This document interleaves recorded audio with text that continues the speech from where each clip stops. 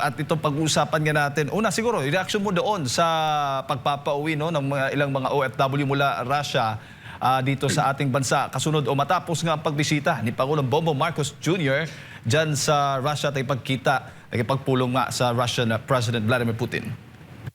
I think magandang balita ito at I think ito rin ay produkto ng tinatawag ng diplomacy natin with Russia bilang isang bansa. Ito ay nagpapatunay na ang diplomasya ay isang malakas na pamamaraan para hindi lang pagtibayan ang ating relasyon sa isang bansa tulad ng Russia, kundi para mapag-usapan yung mga bagay-bagay na kung saan we need to have some kind of tinatawag mong pakikiusap. Kasi ito yung mga, kumbaga, na-detain sa Russia ng mga Pilipino na kung saan, because of the bilateral meeting with President Putin and BBM, napalaya sila at naintindihan din, I think, ng Russia kung ano ang sitwasyon ng ating mga kababayang Pilipino. So this is really diplomacy in every possible way na masasabi ko. Kaya ang sinasabi ko nga, ang diplomasya ay very importante even when you talk about conflict of interest or mga hindi pagkakaunawaan ng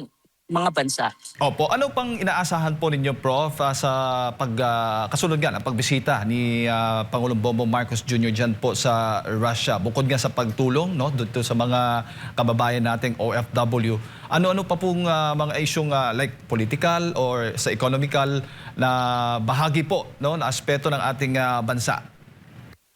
Sa akin kasi ini-expect ko na mas mapapabuti ang relationship natin with Russia, especially when you talk about energy security. Kasi ang Russia is a major supplier ng LNG gas and even I think oil in that, for that matter, or energy related products. So that is very important part of our relationship na sana ma-maximize ni BBM habang nasa posisyon siya bilang presidente, since katatapos lang naman ng kanilang pag-uusap ni President Putin. Pero nang nakita ko yung isang news, sinasabi ni BBM na because of geopolitical issues, hindi pa masyadong na-iron out, I think, ang tinatawag mong possible energy partnership between Russia and the Philippines. And I think another important aspect na sana i-follow through at saka magkaroon ng i-maximize din ni BBM at ng kanyang administration is when you talk about food security, kasi ang Russia ay isa sa mga bansa na kung saan nagsusupply ng wheat at the same time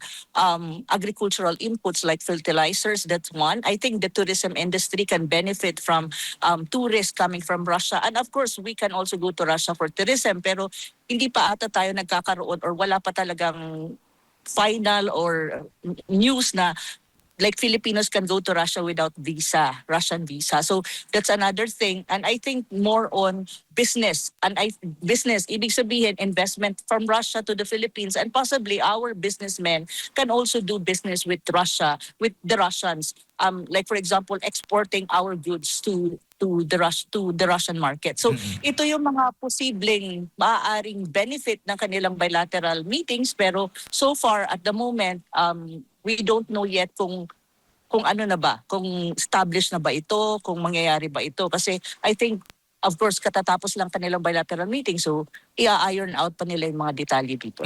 Sa tingin po ninyo, Prof, kilala po natin ang Russia na bilang isang kaalyado po no, ng China. At ang China, ngayon, alam na natin yung relasyon natin sa pagitan ng ating bansa. Ano po yung nag-udyok kay Pangulong Bongbong Marcos Jr. na nakikita po ninyo? Bakit ngayon ay nagkaroon po tayo ng pagpupulong, nagkaroon po siya ng pagpupulong pag uusap nga dito kay Russian President Vladimir Putin? I think yung kanyang bilateral meeting with Vladimir Putin is a side activity dun sa tinatawag mong ASEAN-Russia, some kind of commemoration ng kanilang partnership na 35 years. So I think minaximize na ng current administration ng BBM na makipag-usap kay Vladimir Putin, kay President Putin, when you talk about bilateral relation ng dalawang bansa. I think this is a good move as far as the Philippines is concerned, kasi Russia is a major power in the world at the same time, ang relasyon natin sa Russia would benefit us, especially when you talk about energy security. I think ito rin yung isa sa mga importanteng bagay siguro na naiisip ng administrasyon, since ang Pilipinas ay nagkakaroon ngayon ng tinatawag mong energy crisis. And I think during that time and even until now na nagkaroon ng pagsasara ng Strait of Hormuz, it's actually Russia who gave us as well supply, and we bought oil and gas from Russia even during that time na nagkakaroon ng gitgitan at gera between Iran and the United States. So in a way, this is a productive visit to a greater extent, to be fair with BBM. However, ang challenge kasi dyan is to paano mo siya itutuloy at ano yung mga gagawin mo, follow through, given na the Philippines is also a military ally of the United States. And the United States is some kind of a perceived adversary of Russia and vice versa. So ito yung geopolitical pa rin ang challenge ng Pilipinas. Paano mo babalansihin ang relationship mo with Russia given na may MDT ka, and BBM administration, when you talk about foreign policy and even defense and military is very much leaning to the United States. So yan yung mga challenges ni BBM administration, and I don't know how he gonna, try to fix this. Kasi nga, sabi nga niya, kahit dahil sa geopolitical na aspeto, hindi nila ma-confirm kung ang deal when you talk about energy between Russia and the Philippines matutuloy. Kasi nga, dun nga sa geopolitical issue, and I think the United States is a factor to this. Meron ba silang pahayag din, Prof, itong Russia, although hindi naman talaga, wala naman silang kinalaman dito sa away ng Pilipinas and China sa West Philippine Sea. Pero in any way, ano yung mga pahayag o yung stand po mismo ng Russia patungkol sa issue na yan? Lalo na itong China, kaalyado po nila, at ang Pilipinas naman, alam natin na backup ng Amerika. Ano po sa tingin ng Russia ang issue ito diyan po sa West Philippine Sea? Ang magandang tanong yan, kasi ang tingin ko naman kasi, ang relationship dapat ng Pilipinas with Russia should be independent from the challenging relationship of the Philippines with China. Pero one thing na kailangan natin maintindihan, ang China and Russia are very close when you talk about being friends. Kasi talagang close yan at allies yan in many ways, especially when you talk about global issues, when you talk about military, and when you talk about defense. So yun yung totoo dyan. So tayo, ang kailangan siguro is for the Philippines to know how to be, how to isolate your relationship with Russia vis-a-vis China. However, hindi yan madaling usapan kasi kung titignan mo rin ang China and the United States, competitors yan, at saka ang China is a perceived adversary to some extent by the United States. So ang Pilipinas naman is a defense and military ally of the United States. So